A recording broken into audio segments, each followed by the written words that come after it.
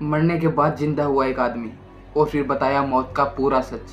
जी हाँ, आज मैं आप लोग के सामने एक ऐसी कहानी लेकर आ गया हूँ जो अपने आप में बहुत ही ज़्यादा खौफनाक है और जिसे सुनने के बाद आप लोग की ज़िंदगी बदल जाएगी। इस पूरी कहानी को जानने के लिए वीडियो के अंत तक बने रहें और अगर आपने हमारे चैनल को सब्सक्राइब नहीं किया है तो नीचे रेड कलर बटन दबाकर सब्सक्राइब कर ले और पास में बेल आइकन कॉल कर दें ताकि आने वाले वीडियो की नोटिफिकेशन सबसे पहले आपको मिल सके। और हम इस वीडियो की शुरुआत करते हैं। ये कहानी शुरू होती है मध्य प्रदेश के एक छोटे से गाँव में रहने वाले रमेश नाम के आदमी से, जो कि तकरीबन 65 साल का था। रमेश जो था ये बहुत ही मिडिल क्लास फैमिली से था। ये गांव में खेती किया करता था। रमेश के घर में उसके साथ उसकी पत्नी, उसका बेटा और उसकी माँ रहा करते थे। रमेश जो था वो सुबह 5 बजे उठ जाता और फिर अपने खेत में चला जाता और फिर दोपहर को 12-1 बजे के आसपास वापस अपने घर आ जाता।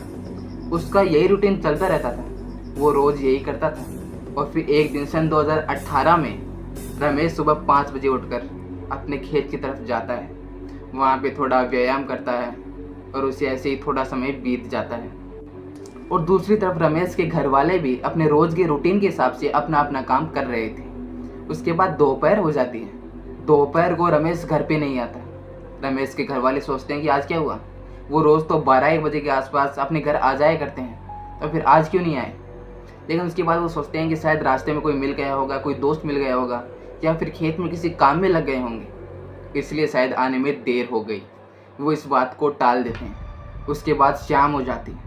शाम को भी रमेश घर पे नहीं आता, तो उन्हें थोड़ी थोड़ी टेंशन होने लगती है कि आज आखिर उन्हें इतनी लेट क्यों हुई, वो घर पे क्यों नहीं आए।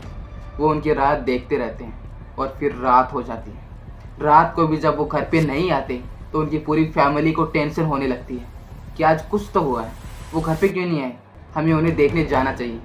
उसके बाद उसकी जो फैमिली थी, उसकी पत्नी और उसका बेटा और उसका एक भाई था रमेश का और उसके भाई का लड़का, ये चारों खेत की तरफ रमेश को ढूंढने के लिए जाते हैं। उसके बाद रमेश की फैमिली रमेश को ढूंढने के लिए खेत में पहुंचती है। वहां जाकर उनके पैरों तले ज़मीन खिसक जाती है। वो लोग देखते हैं कि रमेश सामने नीचे पड़े हुए हैं। वो भागकर रमेश के पास जाते हैं, उन्हें उठाने की कोशिश करते हैं, लेकिन रमेश नहीं उठता। उसके बाद वो लोग रमेश की नब्ज़ चेक करते हैं तो उसकी नब्ज़ भी नहीं चल रही थी। वो तुरंत उसको पास ही के शहर के हॉस्पिटल में लेकर जाते हैं, तो डॉक्टर बोलते हैं कि इनकी डेथ हो चुकी है। रमेश की मौत की खबर सुनकर रमेश का पूरा परिवार सदमे में चला जाता है और रोने लगता है। उसके बाद रमेश का जो बेटा था वो डॉक्टर से रमेश के मरने की वजह पूछता है, तो डॉक्टर बताता है कि रमेश को हार्ट अटैक आया है। ये बात सुनकर उसके परिवार के किसी भी सदस्य को विश्वास नहीं होता कि रमेश को हार्ट अटैक कैसे आ सकता है। वो कितने स्वस्थ इंसान थे, सुबह 5 बजे उठा करते थे, खेत में जाया करते थे, व्यायाम किया करते थे, उन्हें हार्ट अटैक कैसे आ सकता है। लेकिन डॉक्टर ने कहा था तो उन लोगों ने मान लिया और फिर रमेश की बॉडी को घर ले जाया जाता है। घर ले जाकर किसी तरह रात बीतती है और फिर सुबह अंतिम संस्कार की तैयारी की जाती है। उसके बाद रमेश को शमशान घाट ले जाने के लिए अर्थी पर लेटाकर अर्थी को उठाया जाता है। उसके बाद वो लोग जैसे ही घर से बाहर निकलने लगते हैं तभी रमेश झट से खड़ा हो जाता है।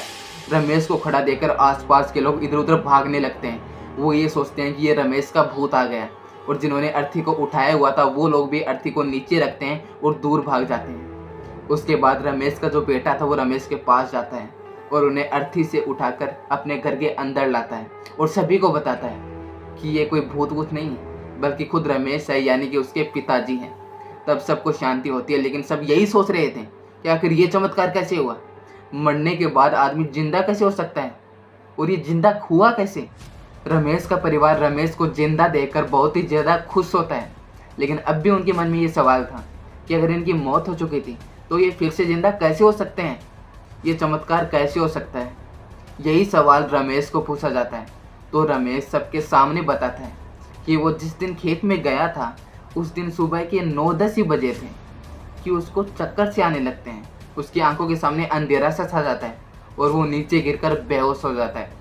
उसके बाद जब उसकी आंख खुलती है तो उसके सामने 2 लंबे चौड़े आदमी खड़े थे जो कि देखने में बिल्कुल अलग थे। वो पृथ्वी के लग ही नहीं रहे थे और उन दोनों के हाथ में फंदे जैसा कुछ था। वो उस फंदे को रमेश के ऊपर फेंकते हैं और रमेश की आत्मा उसके शरीर से निकलने लगती है। जैसे जैसे रमेश की आत्मा उसके शरीर से निकल रही थी, रमेश को असहनीय पीड़ा हो रही थी। बहुत ही ज़्यादा दर्द हो रहा था, इतनी पीड़ा हो रही थी जिसकी कल्पना भी नहीं की जा सकती। उसके बाद रमेश की आत्मा उसके शरीर से निकल जाती है। तब रमेश की आत्मा अपने मृत शरीर को अपनी आंखों से देख पा रही थी। उसके बाद यमदूत उसे पकड़कर दूसरी दिशा में ले जाने लगते हैं। 2 कदम ही चलकर रमेश किसी और दुनिया में पहुंच जाता है, जहां का रास्ता बहुत ही ज़्यादा गर्म था। रमेश के पाँव जलने लगते हैं, उसके पाँव में मानो फाले उठने लगते हैं। तो रमेश यमदूतों को बोलता है कि आप मुझे इतनी पीड़ा क्यों दे रहे हैं। तब यमदूत रमेश को मारने लगते हैं और फिर घसीट कर किसी बड़े से द्वार की तरफ ले जाने लगते हैं। जैसे वो द्वार खोलता है और रमेश को उसके अंदर ले जाया जाता है, तो रमेश के सामने उन दोनों यमदूतों से भी विशाल, कई ज़्यादा विशाल और लंबा एक आदमी सिंहासन पर बैठा हुआ है, जो कि रमेश की तरफ देखता है और कहता है कि इसका समय अभी नहीं आया, इसे वापस छोड़ा। तभी एक दूसरा यमदूत आकर रमेश को खींच के लात मारता है और रमेश वहाँ से नीचे गिरता है। फिर से उसकी आंखों के सामने अंधेरा छा जाता है और जब उसकी आंख खुलती है तो उसको अर्थी पे बिठाकर शमशान घाट ले जाया जा रहा था। पहले तो रमेश को कुछ भी समझ में नहीं आ रहा था कि यह सपना है या हकीकत, लेकिन उसके बाद में रमेश को समझ में आ जाता है कि यह सपना तो नहीं हो सकता। मुझे यमदूत गलती से ऊपर लेके चले गए थे, मेरी मौत हो चुकी थी, लेकिन अब मैं वापस आ गया हूँ। रमेश जब ये बात सबको बताता है, सबकी आंखों में आंसू आ जाते हैं। उसके बाद में कुछ लोग रमेश से पूछते हैं, क्या जब सबकी मौत होती है तो सबको ये पीड़ा सहनी ही पड़ती है, क्या कोई और रास्ता नहीं है। तब रमेश बोलता है कि नहीं, ऐसा नहीं है कि ये पीड़ा सबको सहनी पड़ती है। वहाँ पे एक दूसरा रास्ता भी था जो कि सीधे यमलोक जा रहा था और उस रास्ते से लोगों को ले जाया भी जा रहा था, लेकिन उन्हें कोई भी दिक्कत, कोई भी परेशानी हो ही नहीं रही थी। वो हंसते हंसते यमलोक की तरफ जा रहे थे और जिस रास्ते से मैं जा रहा था, मेरे वाले रास्ते से भी कुछ लोग मेरे साथ जा रहे थे, लेकिन उन्हें भी वही पीड़ा हो रही थी जो पीड़ा मुझे हो रही थी। शायद मैंने मेरी ज़िंदगी में कुछ बुरे कर्म किए हैं। अगर मेरा टाइम आ भी जाता, अगर मेरी मौत आज थी भी, तो ऊपर जाने के बाद यमराज मुझे नरक में ही भेजते। रमेश की बात सुनकर उसका बेटा ज़ोर ज़ोर से रोने लगता है। तब रमेश बोलता है, इसमें रोने की कोई बात नहीं है। मैंने अपनी ज़िंदगी में जैसे कर्म किए हैं, मुझे वैसा ही फल मिलेगा और आज नहीं तो कल मिलकर ही रहेगा। लेकिन अभी मेरी बाकी की जो ज़िंदगी बची है, मैं उस ज़िंदगी में ज़्यादा से ज़्यादा पुण्य करना चाहता हूँ, धर्म करना चाहता हूँ, ताकि मेरे कुछ पाप तो कम हो जाएं और मरने में आसानी हो। रमेश के पास तो ज़्यादा समय नहीं बचा है, लेकिन आपके पास आपकी पूरी ज़िंदगी पड़ी है, इसलिए ज़्यादा से ज़्यादा अच्छे काम कीजिए। उम्मीद करता हूँ वीडियो देखे तो लाइक भी कर दिया होगा, और अगर आपके पास भी कोई ऐसी कहानी या टॉपिक है तो इंस्टा की लिंक इस वीडियो के डिस्क्रिप्शन बॉक्स में मौजूद है, सीधा क्लिक करके वहीं पर पहुँच जाइए।